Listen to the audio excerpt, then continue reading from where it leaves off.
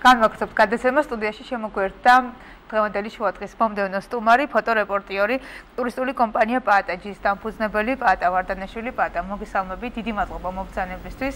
გამარჯობათ, პირიქით თქვენ მადლობა მოწვევის. უღრმესი მადლობა. მე სანამ პაატაჯისზე გადავალ და სიახლეებს მოვისმენთ, საინტერესო იქნება დავიწყოთ კიდევ უფრო ახალი ამბით, შედარებით ახალი ამბით შეიძლება ითქვას და კიდევ ერთ-ერთი ახალი მიმართულებით თქვენ საქმიანობაში და შემოქმედებაში, რაც დაცულ ტერიტორიებს უკავშირდება, დაახლოებით წელიწადზე რამდენიმე თვეა რაც ხართ დაცული ტერიტორიების სააგენტოს ფოტორეპორტიორი და მოგზაურობთ ქვეყნის მასშტაბით.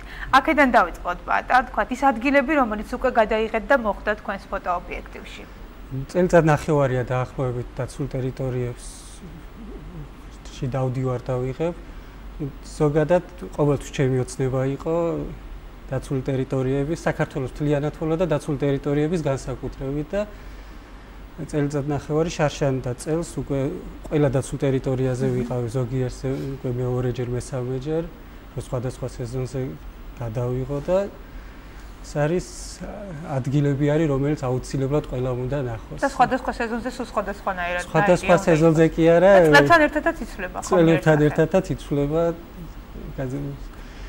თავარია ბევრი სიახლეებიც არის, ბევრი ახალი წენი ემატება ტერიტორიები, ახალი მომსახურებები ემატება და ძალიან კაი არის, როდესაც ამას ყველაფერს უყურებ და ეს ყველაფერი ჩემ თვალწინ და ჩემი ობიექტივის წინ. დღეისათვის რამდენი გვაქვს ასეთი ადგილი პაატა?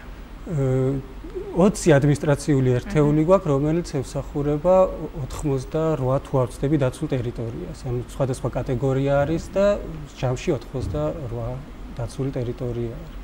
კეთილი, როდესაც კონკრეტულად მიდიხართ უკვე დაცული ტერიტორიის გადასაღებად. საინტერესოა ის მთავარი კრიტერიუმები, რითაც მუშაობთ თქვენ, იმიტომ რომ როდესაც უბრალოდ მიდის თქვათ მოგზაური და იღებს ფოტოებს, ალბათ მაინც განსხვავდება ამ შემთხვევაში, ხომ რაღაც კონკრეტულზე აკეთებთ უფრო მეტად აქცენტს. საინტერესოა ამ შემთხვევაში მუშაობის სპეციფიკა როგორია?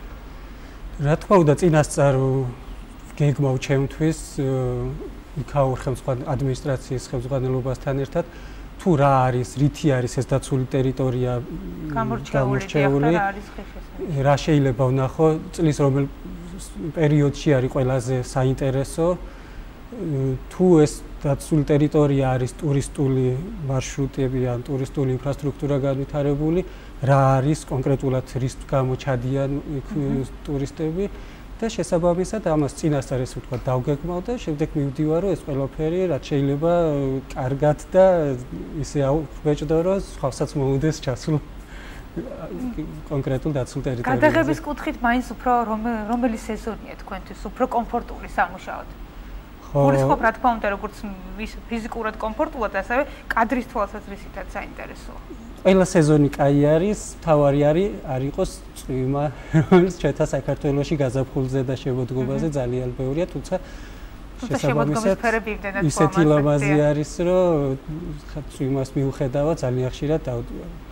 ვერ ვიტყვი, ზაფხული იმიტომ მიყვარს, რომ უფრო აქტიურად შემიძლია თქვა ლაშქრობა, უფრო ისეთ ადგილებზე მივიდე, სადაც აუცილებლად რომ ღამის პეიზაჟები გადავიღო.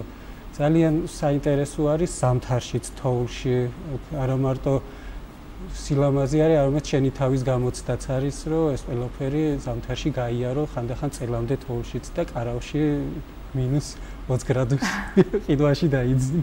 ამ პროფესიას ახლავს, რა თქმა უნდა. რა თქმა უნდა, ეს ახლავს და პრინციპში ეს ხიბლიც აქვს შეიძლება. მაგიტომაც მომწონს და ძალიან ბევრ ჩემ კოლეგას და ჩემ მეგობარს, ესე ვთქვათ, შურის თვალითაც მიხარებს. არ გიჭირთ ხოლმე ფოტოების არჩევა? თქვათ, ყოფილა შემთხვევა, რომ რაღაც ფოტო კონკრეტული დროებით რჩება, თუნდაც თქვენს უჯრაში, მაგრამ ამ შემთხვევაში უკვე რჩება ხოლმე კომპიუტერში ალბათ, ხომ? თქვათ, როდესაც უნდა არჩიოთ, გადაიღეთ ერთი კონკრეტული ადგილი, გადაიღეთ უამრავი ფოტო, მაგრამ რამდენიმე უნდა არჩიოთ. ხო, ეს ყოველთვის დიდი პრობლემაა, იმიტომ რომ როცა რაღაცა კონკრეტული ეს არის ხოლმე ფოტოები ჭირდებათ, მეტყვია რომ აი საუკეთესო 10 ფოტო მომეცი ამ ტერიტორიაზე. აი ამ 10 ფოტოში ალბათ ძალიან რთულია არჩევა. მე მინიმუმ 30 გადავიღე ხოლმე და მე თქვენ დავუარჩიეთ, იმიტომ ხო, რა თქმა უნდა, მიჭირს ძალიან საერთოდ რომ ესე ვაკეთებ, როდესაც სურათებს გადავიღებ, რო ჩამოვდივარ თბილისში, მე ამ სურათებს გადავარჩევ, დავამუშავებ და ესე ვთქვა, დამუშავებული ფოტოები ცალკე მაქვს და ეს შავი მასალა ცალკე. ძალიან ხშირად მქონია ისე რომ რაღაცა შავ მასალას ვათვალიერებ და რაღაცა ფოტო ისე მომწონებია რომ აი ნეტავ წინა იმაზე ეს რატო არ შევამჩნიე და ასე რომ რა ვიცი მე ჩემი აზრით ფოტო რომელსაც გადაიღებ ისტორიის ნაწილი არის. არის ხოლმე კადრები, რომელიც შეიძლება ითქვას სავიზიტო ბარათათაც კი წარმოჩენდება ხოლმე ავტორის. ნუ არაერთი ფოტოხელოვანი ყავს დღეს ჩვენ და რამდენიმე კადრი თქვათ მეც მახსენდება. ეს იმას ნიშნავს, რომ თითქმის ყველა მიცის ხომ საინტერესოა. აი ვიგულისხმობ, იმიტომ რომ მე ისე ღრმად სიღრმისეულად ვერ ვერკვევი თქვათ როგორც ფოტოხელოვანები და ფოტოგრაფები. საინტერესოა თქვენ შემთხვევაში თუ არის ასეთი კადრები? მე მგონი არის ხევსურეთის ბევრი ფოტო, იმიტომ რომ ერთ-ერთი პირველი ვიყავი ფოტოგრაფი, რომელიც დადიოდა. არის რაღაცა კადრები, რომელიც პირველი რო გადაიღებ, მერე და მერე ის უფრო ახსენდება ხალხს, მით უმეტეს რომ შენს და სხვამაც შეიძლება იგივე ადგილი მერე კიდე ბევრჯერ გადაიღოს, მაგრამ პირველი კადრისა ყოველთვის განსაკუთრებულია ხოლმე ბევრი ადგილი ვიცი, რომელიც ფოტო რო გადავიღე, მერე გახდა პოპულარული ან ვიღაცა სხვამ გადაიღო ფოტო, მეც წავედი შეიძლება უკეთესი, შეიძლება უფრო ცუდი ფოტო გადავიღე, მაგრამ ის პირველი მაინც პირველი იყო და საუკეთესო იყო. რა ძალა აქვს დღეს ფოტოგრაფიას? ამას გულისხმობ და ამ შეკითხვას ვამ, იმიტომ რომ დღეს ხშირად ამბობენ ხოლმე და ფიქსაციას ალბათ ყველა ქმნის, იმიტომ რომ აქვს მობილური ტელეფონი, რომელსაც თქვა ასე თუ ისე მაინც აქვს მაღალი ხარისხი, ხომ? საინტერესოა თქვა ამ შემთხვევაში და ამის პარალელურად რა მნიშვნელობა აქვს და რა ძალა აქვს დღეს ფოტოგრაფიას? თქვენ როგორც ფოტორეპორტიორი ფოტოგრაფი. ფოტოგრაფია არის მაინც ჩავთვლი რომ არის ხელოვნება, რომელიც მართლა წამს აჩერებს.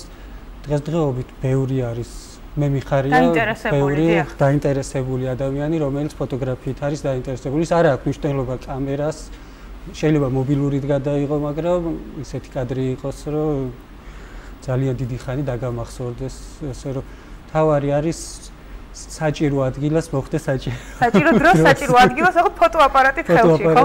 ყოფილა ესეთი შემთხვევა, რომ გინანიათ იმ წუთას არ ქონიათ ფოტოაპარატი. ძალიან ბევრჯერ იყო ზოგადად, სადაც დავდივარ ყოველთვის ფოტოაპარატი და მაქვს, მაგრამ ან ზუგჩანთაში მედო, ან თქვათ წავედი ესე და ძალიან ხშირად ყოფილა, რომ გინანია რომ ფოტოაპარატი მქონდა.